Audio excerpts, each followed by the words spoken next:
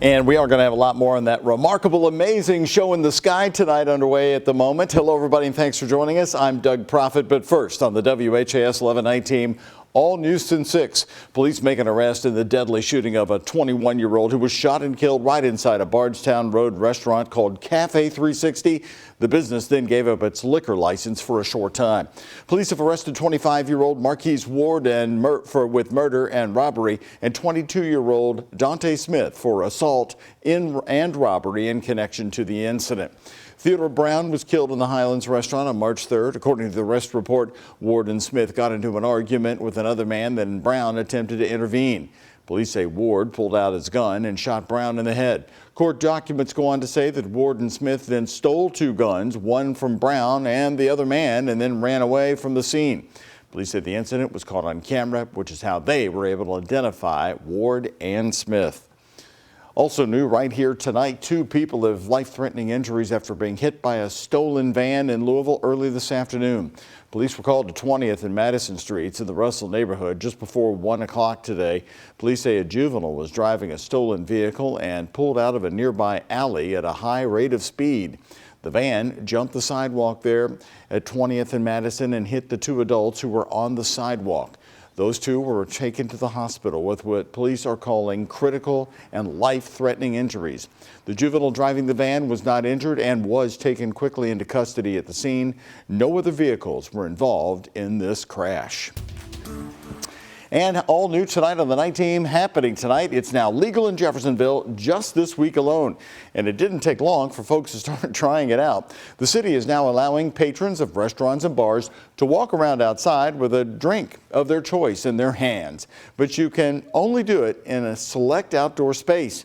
WHAS 11 night team's Taylor Woods and photojournalist Aspen Hester headed over the bridge on this Friday night to see how it's working. Taylor's joining us live. And Taylor, you talked to Mayor Mike Moore, who said this took a few years to get done. Absolutely. Mayor Mike Moore says it took about 3 years to get this DORA ordinance in effect, and it's an exciting opportunity right here in Jeffersonville, not only for patrons but businesses too, since it will allow folks to take in all what the city has to offer just in time for the summer.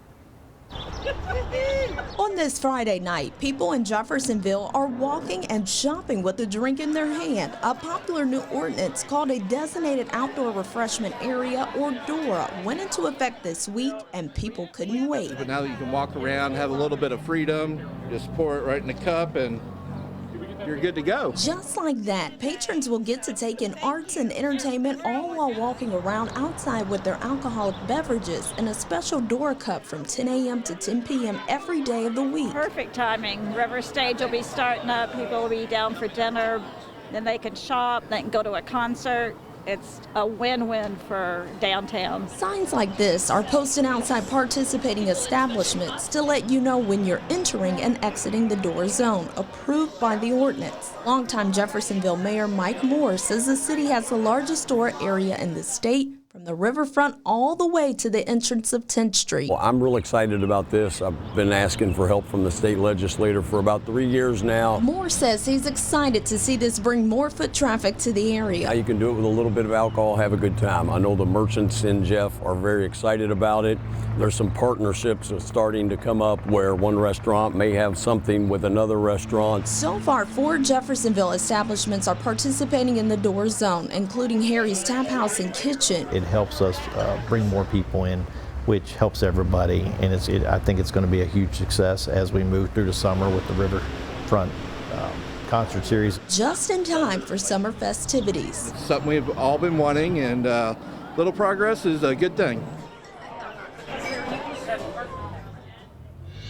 Now, the state only allows 7 establishments to offer DORAs in the area. Retailers must apply for a permit in order to participate. Reporting live in Jeffersonville, Taylor Woods, WHAS 11 night team on your side. Taylor, thank you very much. Also news in southern Indiana, the state of Indiana now suing the former Clark County, Indiana Sheriff Jamie Knoll and former Scott County, Indiana Sheriff Kenneth Eubanks. The state is hoping to recover public funds related to the criminal charges pending against Knoll. Former Clark County, Indiana Sheriff Jamie Knoll has been charged with 25 felonies for theft, tax evasion, corrupt business practices, ghost employment, and official misconduct. Now, he's the target of a new lawsuit by the state of Indiana. The suit is also hoping to get back the public money Jamie Knoll allegedly used to buy property, cars, and more. The state of Indiana is using a recent audit from the State Board of Accounts. That audit reviewed Knoll's use of the jail commissary funds from 2015 to 2022. The recent report findings said that Knoll owes more than $3.5 million in unlawful charges during his time in running the Utica Township Volunteer Fire Department.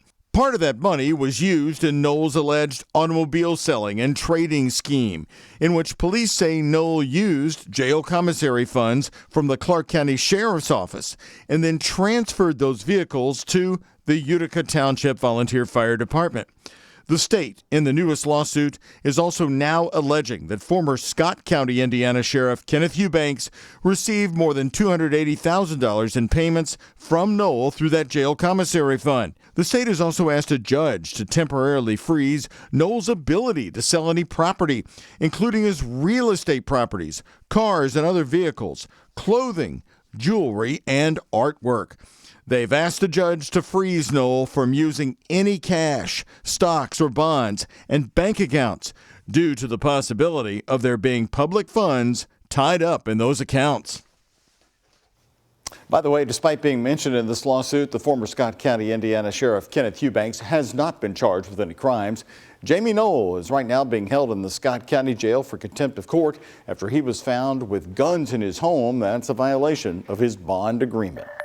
Developing today, Clarksville, Indiana police arrested 2 Louisville men for copper theft after chasing them right across the Ohio River and into the Portland neighborhood.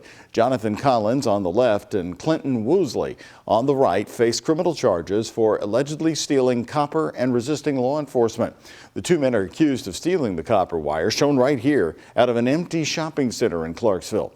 Clarksville's police chief believes they've gone as far as using the winch on the back of the truck to hoist themselves up high into the air and pilfer the material from the streetlights up high.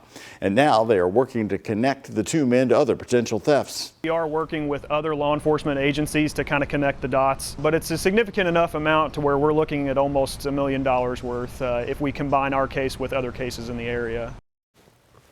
Clarksville, Indiana police confirmed to us today that they're building off this case and filing for search warrants that could lead to more charges. Louisville Metro Police confirmed that the 2 departments are cooperating on the investigation. Copper wire thefts have been a major issue in Kentucky and something our focus team has been following closely. The Kentucky Transportation Cabinet revealed that due to stolen wire, 24 interchanges and about 1,400 lights have been left dark for weeks. In fact, soon, even months from now, they hope a new pilot program using solar lights will help, as these lights have no wire. It's pretty expensive to use solar lights, but with the solar lights, it's an all-inclusive pole with a lighting head, LED, and a solar panel on top.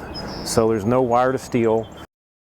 To see our full focus team investigation on the copper wire thefts in Louisville, head to our website, WHAS11.com.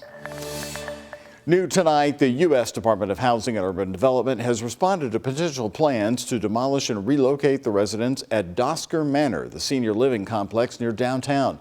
This week, the head of the Louisville Housing Authority, Elizabeth Trojan, told Metro Council that renovating the apartment complex built in the 1960s would not be ideal. And she said the best path forward is to tear down the buildings and start all over. Trojan says either way, residents would also need to be relocated by the end of the year. Today, Housing and Urban Development on the federal level said they're working closely with the Housing Authority in Louisville to provide assistance as the departments try to address the conditions at Dosker Manor. In a statement sent to WHAS11, they say should the choice be made to demolish or dispose of the development, the Housing Authority must submit a formal application to HUD for thorough review and approval. Any proposed action at Dosker Manor that requires moving of the residents must include a detailed relocation plan that is also reviewed by HUD. Late today, we learned that the jockey Tyler Gaffalione has been fired $2,500 for his actions during Kentucky Derby 150. Gaffalione was atop Sierra Leone, riding to a second-place finish in the Derby. During the final stretch, Sierra Leone and third-place finisher Forever Young were bumping each other repeatedly. Video shows Gaffalione reaching out and touch Forever Young with his left hand nearing the finish line, which is what led to the steward's decision. Gaffalione has 30 days to pay or risk losing his license.